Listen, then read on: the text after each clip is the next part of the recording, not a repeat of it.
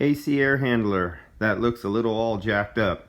Okay, so I did a quick disassembly, and I'm not into setting up tripods and making long videos and step-by-step kind of thing, so sorry for that. As you can see, I already reinserted screws back into their original locations so they don't get lost. They really did a good job at making this very, very easy. Basically everything is 1 or 2 screws, and the rest are just like little plastic hooks and latches that you just slide up and move out of the way like hinges. This is very well organized on the way for maintenance in the future, because these always need to be maintained. So this is one of LG's highest efficiency little air handlers that goes along with their highest efficiency little condenser that you've seen me do the custom little paint job on it so it can match the white roof. And since it's going in a saltwater location, I did the coil coating on side there. That's a different video if you haven't seen that. So I'm going to perform the same thing here. So when there are leaks after 5, 10, 15 years, it's again usually somewhere around the bends, and usually where they have where the aluminum meets the fins right here, you'll develop leaks here. You might develop it on the low side of the evaporator coil. I'll open it up. Janitorial service in office buildings, they spray a lot of cleaners. Sometimes they contain ammonia like Windex, and it's in the air. This is running and ammonia goes over this. Well, ammonia attacks copper. And a lot of cleaning solvents in daily household wife doing her chores around the house, spraying sprays and stuff like that, go up in the air as small particulates, get sucked into the coil and land on the coil and stay there. It takes a long time for that to attack the copper, but it works. After years, it finally bores a little hole right through the copper. So here we go. I took this off. It was only 2 screws. This one little tray is basically all hand clips. So that's your screen. That comes off. Get that away. 2 clips, and this basically just rocked off and popped. You see the 2 little hooks right there, the one push in and one pop off. One push in, pop off. That's it. 2 screws, and this whole thing came off really fast. Same with this. 1 screw, 2 screw, and this lifted out of there. That's your little tiny motor assembly that opens the flap on the front of the door. Okay, so that's out of the way. This, I think this just strictly popped off with no screws. Yeah, this has little pop-offs on the end here, and so that just came right out of the way. No tools required at all whatsoever. This I really didn't need to take off. I thought I had to go inside to take this assembly here actually sits on top of this pipe, but I was taking out the coil. So actually that one didn't need to come out right there. This only had 1 clip that it just took my screwdriver, and it had that 1 clip right there, and as soon as I just pushed on it a little bit, it popped up out of the black casing. And if you look back there, it has 2 like little slide hinges, and it just popped out and slid right out. Really easy to take that off. It's something a child could do. As for sensors, you basically cannot mix up the sensors. Let's get the coil out of here. Okay, so they got what looks like their fiberglass composite type material, most likely with a, I didn't read on this one yet. Sorry guys, I don't even know my own products that I sell. And I'll admit it too. I won't make up a story and feed you some bullshit. But a lot of them now, it looks like it's made out of a material that will resist buildup on it. This kind of composite. If it ever had to come off and be serviced, they made a nice little, they left 1 fin out, and you could get right to the shaft, right down there, and take it off the motor. Instead of one of the little funky motors, they got a pretty beefy motor on there, so they could run it down and make it have a long life and run it at its most energy efficient mode. So I expect a good long life out of that. The coil. So let's get the coil out. The coil, this one screw right here, and there was a hidden one. This one screw right back there that went through that hole right there. And then one screw right here and one screw right there. And that was it. And then once you pop this out of the way, you have the coil. So now, oops, let's not break the little plastic thing here. Okay, things don't want to stand up. Let's get that out of there. Okay, that doesn't want to come out right now with one hand. I'd have to put the camera down. Ah, there it goes. All right, so got that down. Now, if you had to do a real thorough, say it was badly contaminated, mold, stuff like that.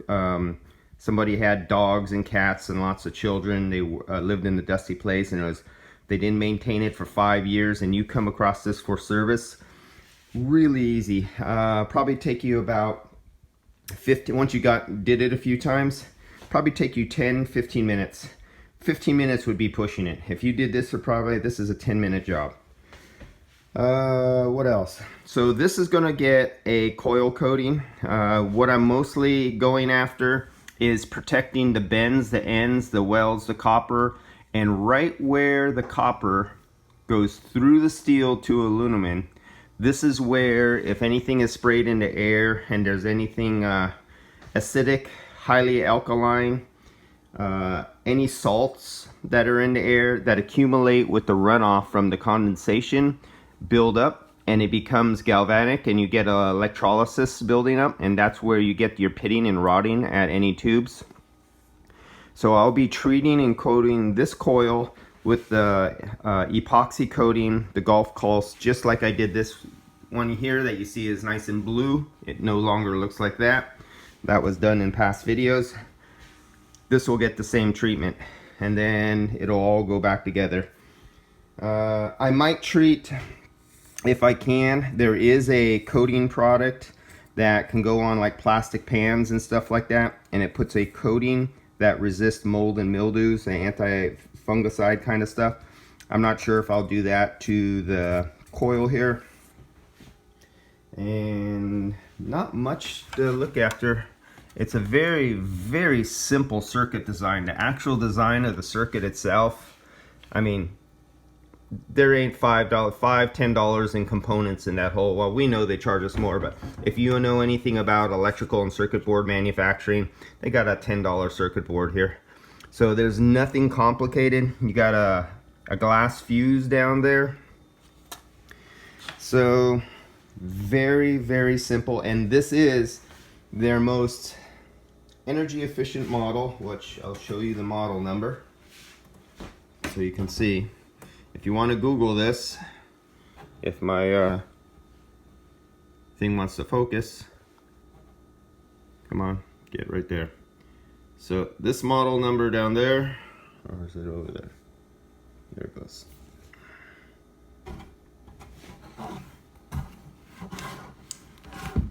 One-handed, just not doing it today. There you go. So you Google this model number, and if you want to know more about this unit, that's it right there. This is their most energy efficient model, and it goes with the corresponding matched mate outdoor unit, and that is this model number right here, right there. So those two guys go together. You can't have one without the other. So you don't mismatch with another unit or anything like that. You combine these two units up, and you got 9,000 BTUs of algae's most energy efficient system to date that is sold, at least in the US. Because all manufacturers, whether they're Gree or LG or Samsung, Daikin, Fujitsu, they have many, many more models over in Asia that never come to America. You have no idea. You walk into an air conditioning shop, they have little shops like you would go to a shoe store or a hardware store, or if you went to like a boutique t-shirt shop, and it's all t-shirts. Well, in Asia, they have small mom and pop stores that do nothing but sell mini splits and water heaters, because they heat their water using the leftover heat of rejection, and they do heat recovery and heat water that way too. That's an option. Here they haven't brought that here much, but it's big over there. And you'll literally go into a shop and there'll be 200 or 300 different styles of heads, flower decorations and different colors, like custom cars, you know, like painted like a Ferrari or a Lamborghini, you know, mosaic styles. America is really dull. We get the like the bottom end of everything, plain, simple, plain, simple.